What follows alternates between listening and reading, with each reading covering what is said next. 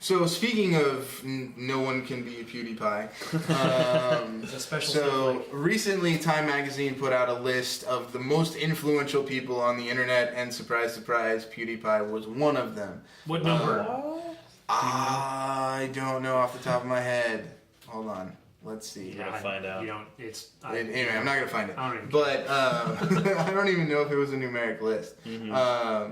But He's the first one on the list. he is the first one. Or on the maybe list. that's just him. I don't know. Regardless, PewDiePie, one of the most influential people on the internet, Right. which is interesting. I mean, you are talking about the internet, right? Which is a broad spectrum of everyone. Right.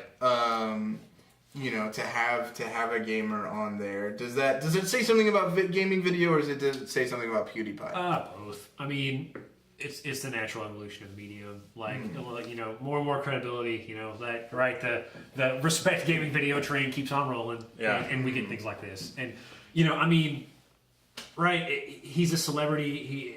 And he's fun to write about because I think it's still kind of surprising to somebody out there that you can have a huge fan base playing video games. Wait, what? What? What's it? Huh? You can make money with playing video games. Yeah. So with him, I think though, you know, he is influential, right? But he chose to like do things well. For example, promote charities and promote certain causes, and kind of be very open about what he does and why. And I think that's also what makes him influential on the internet is that he's choosing to align with certain causes, things like that. So it's partially him, partially game video. I mean, a lot of people watch this stuff, so obviously influential people are going to come out of it. You know, it's kind of a no-brainer. Right. For sure. I don't know. I agree with what Eli said. I think we don't have to argue about this one. He's huge in that his subscriber base is very large. He is an interesting personality. People have a polarizing reaction to him. Sure. And that's what you want. I mean, you want something that a lot of people really passionately love and probably a lot of people really passionately hate, because then you make noise, you know, and I think that's something he's been able to do is make an impression on people. Right. You watch his videos and there is an impression left one way or the other. And so he's done a great job at that. I think he's got a lot of great people around him that have sort of like worked with him to grow his following and fan base. I also feel like he's a pretty authentic person as well. Like everything I ever hear about him from people that know him is that, you know, he is very like, I know he's not like sucked into the celebrity of it all. And so I think that's another thing is that kind of influencer is going to continue to be popular because of the authenticity. It's a part of the medium, you know. Part of being a YouTuber is that you're a celebrity with accessibility mixed in. And so I think as long as he keeps doing that, like he's going to keep being a big influencer on people. Yeah, and I mean, a lot of eyes are on him. You know, Right. I mean, if you don't know anything about this industry, you probably know about him. Right? He's in Time Magazine, and so I think you know, part of what makes him influential for gaming video and content creators in general is he kind of sets the tone of like, one, how famous can you get? Sure. And two, once you get that famous, what do you do next? Right? And like, you know, we talked last week about kind of the evolution of Rooster Teeth and how, you know, they're kind of like pushing more toward mainstream studio and making big budget video movies and stuff. And so it's like, well, what does the individual creator do? Like, how big can you get and what happens next? You know, I hit 1 million subs, I should do this because all the 1 million subs before me did it. I hit 10 million, I hit 15 million, I hit 30 million. So I hit 30 million, PewDiePie did this. So that gives me a way forward, you know? And so I think he's going to keep doing that just by virtue of being kind of the biggest fish in the sea. And so for that will keep him influential. Just the size alone. I'll say too that he gets a lot of specific attention because he is the largest, but just like every other YouTuber that's ever been successful, he's had a group of people that he plays with, that he collaborates with, that he discusses what he's going to do next. You know, a lot of people, he's raised other channels up, and on his journey, it wasn't just him by himself, it was him playing with other people. And so I think that's sort of like, I think that's an interesting dynamic. It's not just like, hey, I made it by myself. It was, and he would probably say the same thing, like it's this group and we pushed each other up, and for whatever reason, like he, you know, broke ahead, but he still plays with those guys, even though they're maybe less subscribers than him or whatever. Like, and I think that can be influential on not just I think that like understanding that message is influential on other YouTubers, but also people that like a great way to push yourself and grow and challenge yourself and do new things is to collaborate with other people. And don't be a jerk. Yeah, don't be a jerk to other people. And so I think that I don't know. I think that his influence is generally positive, and I'm glad that he's out there. I'm glad that there is like a flagship of the medium. You know, there's not just like a bunch of people that are flying under the radar. It's great for the. I think it's helpful. Yeah.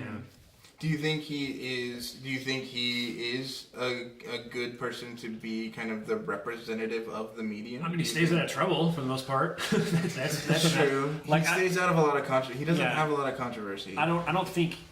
Like, I mean, some stuff has happened, especially with his followers, like being jerks to other channels or whatever. That was kind of in the past. I haven't heard anything recently. Maybe bros. But like, you know, I mean, he doesn't really stir anything up, which is good. Like, he can be hugely influential and still like very respectable. You know, like he's not the Lindsay Lohan of gaming video, you know, whatever. It's like he just, you know, he does things a certain way.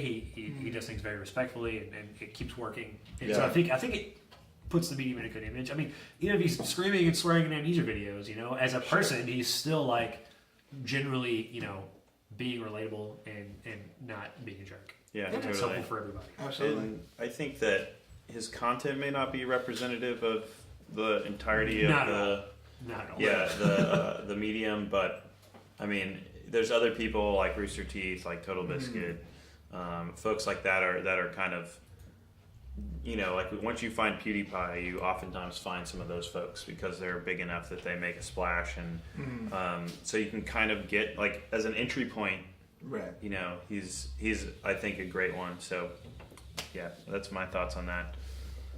Okay, so final topic then. Sweet. Going on this theme of celebrities and YouTube celebrities.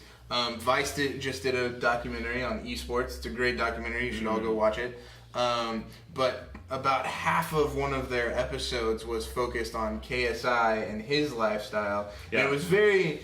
I really like the guy who is the narrator of the documentary. But that part of it felt very MTV Cribs-ish. KSI, he's got a penthouse, right? He's having a jacuzzi airlifted into his penthouse. He's got a Lamborghini. That's right. You know, internet money. Is it interesting that we're now, you know, what does it say about our medium that it's not just PewDiePie, but some of these other stars are coming out as not just being celebrities, but living a celebrity lifestyle. No surprise.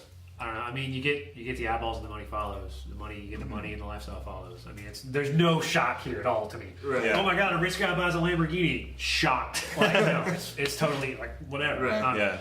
I mean, it's cool. He's so successful. That's great. Like, you know, and I hope he continues to be successful. But really, I mean, what'd you expect?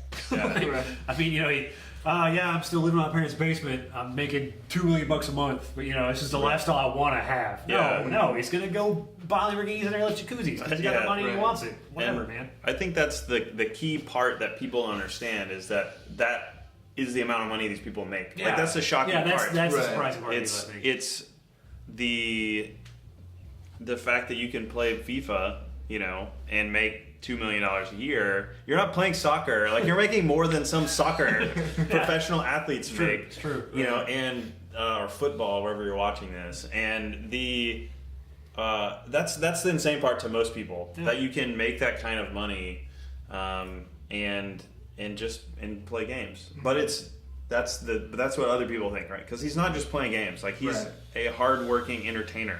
Absolutely. That's the part people don't see yet. Yeah. And they will. Right. That's going to come. Like, Absolutely. you know, you have a guy like PewDiePie being in the forefront, you know, and, you know, this, you know, making all this money and doing all this stuff. Like, you know, anyone in the sphere, in the Let's Play space will tell you, like, this is a lot of really hard work. Yeah. And I think over time, like, more and more people will come to appreciate that. You just, like, very few people get stinking rich easily, right? Like, I mean, you know, you have to work for it. No shortcut. Yeah, regardless of what your medium. There's no shortcut here anymore either. Well, people will see that. And I think what really impressed me about this aspect of the documentary was he seemed to be he has all these toys. He has this nice lifestyle, but he was very humble in that he was asked point blank, "Are you a professional gamer?" And he said no.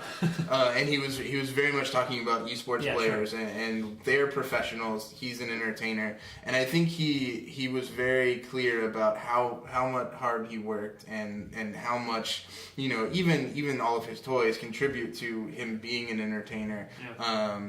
And that he was very happy that he got to play a game that a lot of people play professionally and do it in such a way that he can make people happy, and so there was a level of humility there was a level of kind of awe in that he can live this lifestyle doing what he does, and I think that's something that I've seen of a lot of YouTubers, and I think that's a mindset that I'd love to continue to see of people just understanding how rare that kind of obtaining that kind of celebrity and how rare obtaining that level even on YouTube is, and being grateful to the fans and grateful to the community for doing that. Yeah. Absolutely. So you gonna wrap us up? Yeah. So that's what we've got for today. So we covered some ground. We talked about some interesting stuff. So much ground. So we actually did this twice, 2 weeks in a row. I promised you last time, and it happened. It's for you, audience. Trust me. For you. That's right. So, and then I guess we said this last week that from now on we were going to be in the space we were. Maybe we're set in I think so. in a location. Don't lie to people. I bet we'll stay here. I'll put. I don't know what I'll put on it, but I believe it. Okay. We moved my desk out of this spot. We did move. We better have not done that. I'm alone over there now. What am I supposed to do? You can yell. I don't know. I will yell. So that's what we've got. So we'll see you next week. Yeah, and don't forget to comment, like, and subscribe to this. No. We really appreciate you guys checking this out. And we'll see you next time. We don't appreciate it. Go away. See you next time.